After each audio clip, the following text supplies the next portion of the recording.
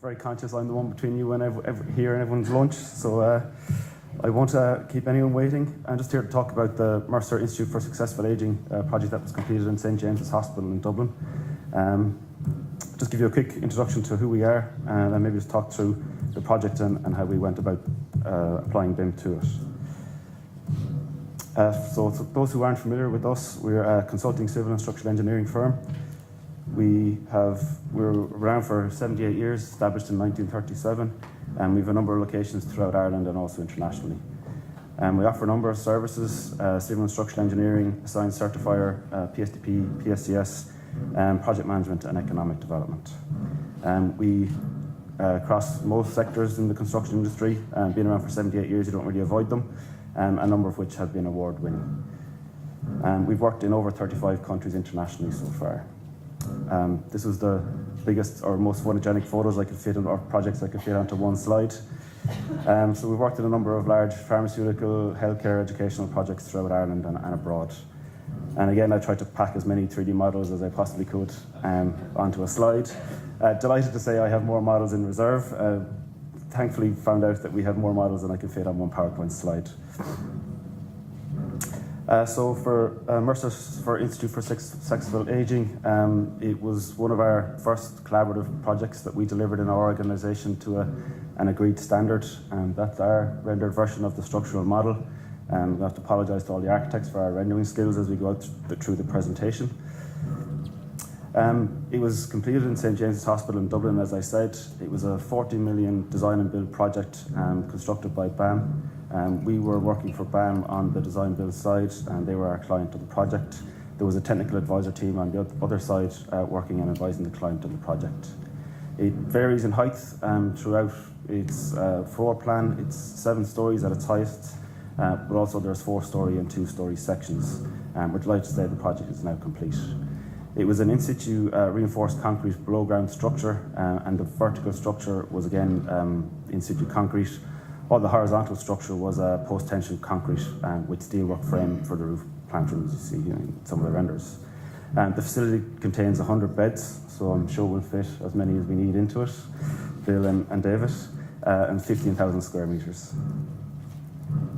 So they're just a couple of the renders of what we thought when we were finished or close to finishing or had started our design that it might look like. Just a couple of photos of it being constructed, and we're delighted to say the model represented more or less what we had thought, thankfully. Thanks, BAM. And finally, it was finished, and these are some of the final finished photos for the project. As you can see, it has some very interesting features. It was carried out in a very restricted live acute hospital healthcare campus, which is about to get more restricted and congested, as we all know, with the National Children's Hospital. So the floor plate for the building actually increased at 3rd floor level. So we had a bigger structure at 3rd floor level than we had at ground floor level. As I mentioned, it was a restricted site. There was no existing underground car park. There was neighbouring buildings with overhangs and projections all around it. And to try and combat that, we used, and a point cloud survey was utilised to try and make sure that we were fully appreciated the environment that was around us. And I believe led us to figure out that we actually had a bigger projection on some of the buildings at a higher level than had been envisaged, such as projections as the ones we had created. So as you can see, between the existing buildings on the photos, it was a very tight environment, and BIM was utilised to try and create any advantage we could, and BAM could, to try and make sure that we were getting things right first time and that things were going to work when we got to site. Some other innovations on the project was our use of biodirectional workflow between the physical model we created and the analytical model that we used to size the structural elements on the project. We have definitely improved that process since we started this project, and it's working better now than it did when we were doing the MESA project. And we kind of use it at a basic level for the MESA project for some of the more complex and not straightforward sections, and also that played a part in the time constraints and program we had to deliver our information to. The project was started in late 2013, early 2014, so we think it's one of the first projects completed to PAS 1192 in Ireland. I'm happy to stand corrected if anyone wants to point me in another direction. And it was definitely our first project that we completed in a fully collaborative environment to an agreed international standard or UK standard.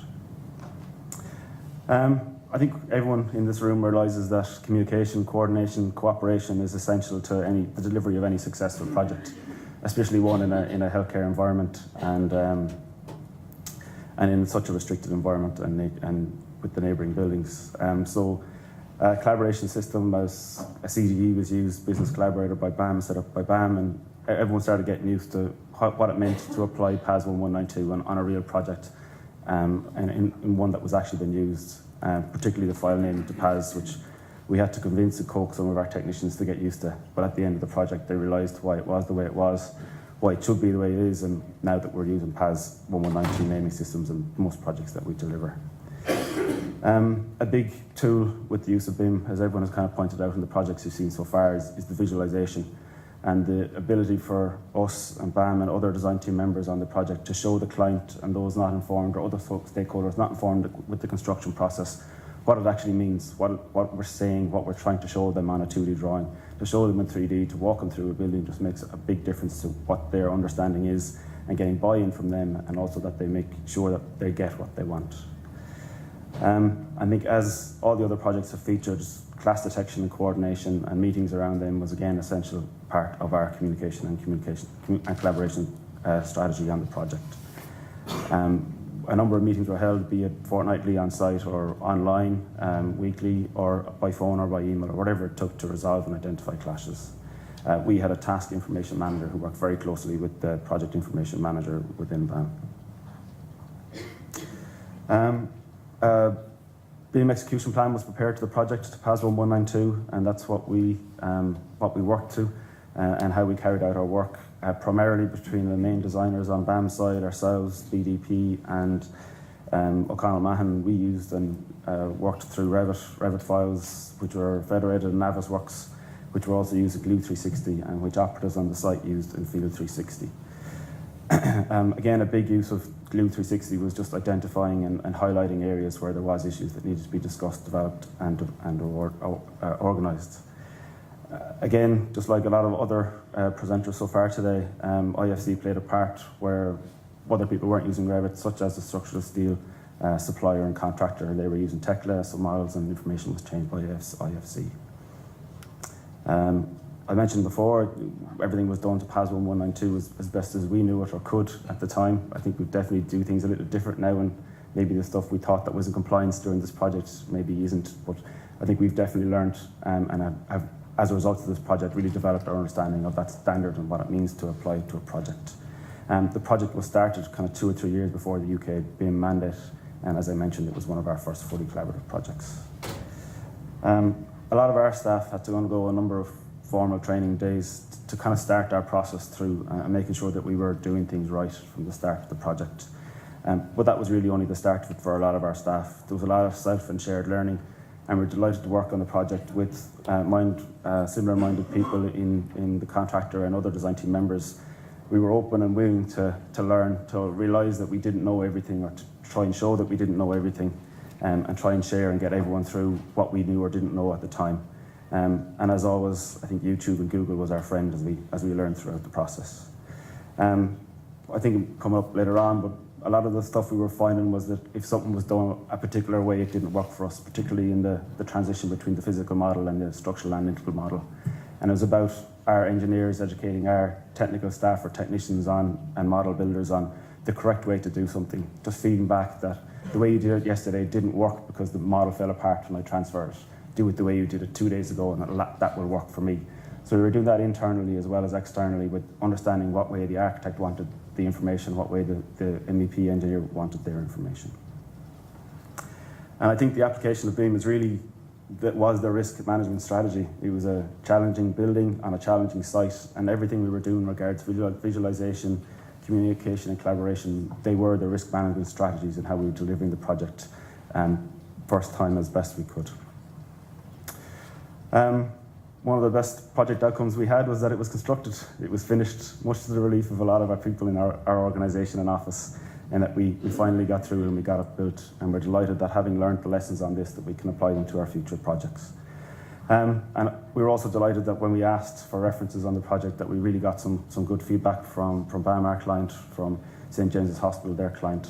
So it's always good and nice to hear some good things about the work you have done. I have to apologise for a number of people in the room, probably seen this presentation at least twice or 3 times. We've shared our knowledge through professional body organisation and industry events on what we've learned through this project in the CitA Smarter Series, Rivet user events, and on the London Digital Show. So we're quite happy and willing to share our knowledge with anyone who can put up with listen to me any further than 15 minutes. What we've tried to impart on people is what worked for us, what we did well, and what was a good outcome, but also what didn't work. We openly admit that we really didn't get the structural analysis bidirectional flow working on the model, but we got the bits we wanted to work right. We've definitely learned lessons, and we've definitely been taking things into the future as a result of this project. So some of our key learnings was how to improve our drawing quality from when we started on the project and using our authoring tool Revit. We really learned about PAS 1192 and what it meant to apply it in real life on a real project instead of just interpreting and reading the text of a standard. We started to learn about the data and the amount of information that was being generated and how that had to be managed, and the workflows and flows around that information and where that needed to go. Number one, within our organisation, but also within the other stakeholders within the project. We definitely learned that our technicians were becoming more involved in projects. They were no longer behind an engineer, the outward-facing person in the organisation. Our lead technicians on the project, our model authors, they were attending meetings, they were going to site more often, they were being more involved with our external stakeholders from our organisation. I think one of the biggest things we learned is that it took us more time earlier on, and we had to put more effort in earlier on to get what we needed to do and what others needed from us. So definitely earlier on in the project we had to put more work and effort into. But that, as we've heard maybe from others, that kind of started paying back when a change was requested. Having the model built earlier on meant that we could adapt and react to changes in a more timely and more efficient manner. So what we've been working on since, one of the biggest lessons we learned was when to detail and what not to detail and what to detail, making sure that the information, we weren't wasting time putting unnecessary information into the model, and number two, that we were putting the information in at the right time, that we weren't wasting our effort at the wrong point in the project. It has informed our internal procedures and our QA procedures to ensure that we're complying with PAS 1192 and other standards. We've definitely been beating into technicians that they need to respect the analytical model and the nodes that are created in the physical model, and any new technician that walks in the door, that's generally the first thing on their induction. And we've been generating our templates the whole time to make sure that we can comply as a rule rather than as a necessity. Thanks.